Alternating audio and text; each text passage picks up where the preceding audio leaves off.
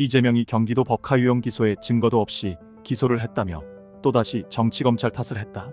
사람은 변하지 않는다. 이재명은 참 한결같은 사람이다. 문득 지난 대선 때 TV방송 토론에서 당시 윤석열 후보자에게 대장동의 몸통 아니냐며 묻던 이재명이 생각난다. 단군 이래 최대 치적이라며 대장동 사업 성공을 자신의 큰 행정성과로 자랑했던 이재명이 돌연 태도를 바꾸고 언론은 김만배와 신앙님에 놀아나서 마치 윤 대통령이 연관이 있는 것처럼 보도를 했다. 그놈의 커피 한 잔이 뭐라고. 지금도 이재명은 법카를 그렇게 쓰라고 직접 지시한 적도 없고 자신은 모르는 일이라고 한다.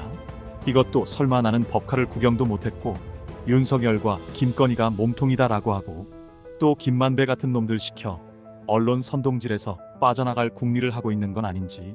닭 잡아먹고 오리발 내놓는데 선수인 이재명은 법카유용 사건에 있어 모든 혐의를 배모 씨와 비서실 공무원들에게 책임을 전가할 것이다.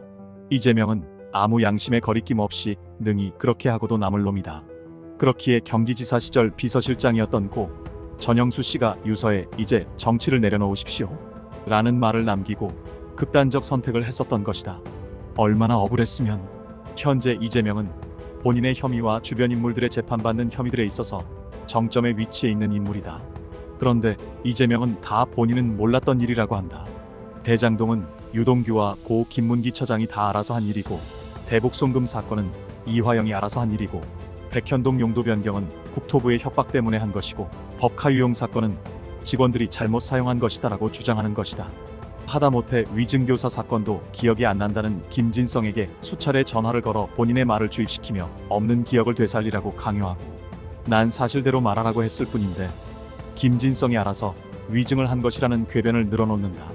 이런 이재명을 위해 민주당의 171명의 국회의원들이 변호사를 자처하고 나서고 있다. 이런 사태를 대비해 검사 출신, 변호사 출신들에게 배지를 하사하고 배지를 받은 놈들은 이재명을 위해 아낌없이 부역을 자처하고 있다.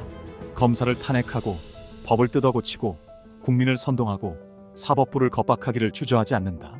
법리와 증거로 보면 누가 봐도 유죄인데 이들은 법리와 증거 따위는 개나 줘버려라 하는 태도로 일관하며 100만 장이 넘는 무죄 탄원서를 걷어 인민재판을 하려 한다. 방송에 나와대도 않는 논리로 버벅거려가며 이재명을 쉴드쳐주기 위해 부단히 노력하는 민주당 패널들을 보면 안쓰럽기까지 하다. 이제 이재명의 위증교사 1심 선고가 25일에 있고 28일에는 백현동 사건의 김인섭이 대법원 최종심 선고가 있고 30일에는 대북송금 사건 이화영의 항소심 선고가 있다.